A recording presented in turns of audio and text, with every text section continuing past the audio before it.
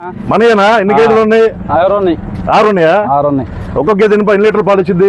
3-4 లీటర్లు వస్తాయి. ఒక గేదె 3-4 లీటర్లు ఇచ్చిందా? సాయంత్రం పూట సాయంత్రం అయినా అంతే. రోజుకి 8 వస్తాయి. రోజు 6 గేదెలు తెచ్చి పొలానికి వస్తా? పొలానికి వస్తా. బాగా కష్టం కదా తమ్ముడు. తప్పేదే ఉన్నా అన్న, చాకరీ చేయాలిగా. అవునా?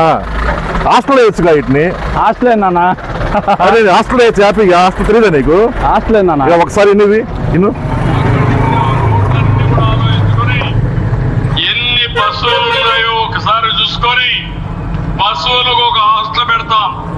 నిన్నటి వరకు పిల్లలకి హాస్టల్ పెట్టాం, వృద్ధులకు హాస్టల్ పెట్టాం, ఇప్పుడు పశువులకి హాస్టల్స్ పెడతాం. పశువులు కూడా హాస్టల్ అంట. బస్సులు హాస్టల్ ఏందన్నా? మరి చంద్రబాబు గారు చెబుతున్నారా మరి మీ కష్టాన్ని చూడలేకపోతున్నారంట?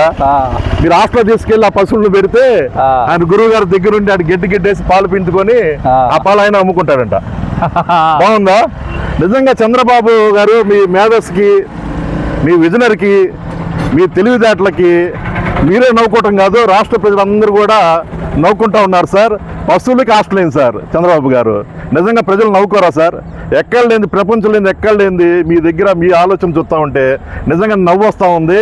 మీ విజనరీకి నిజంగా సెల్యూట్ సార్.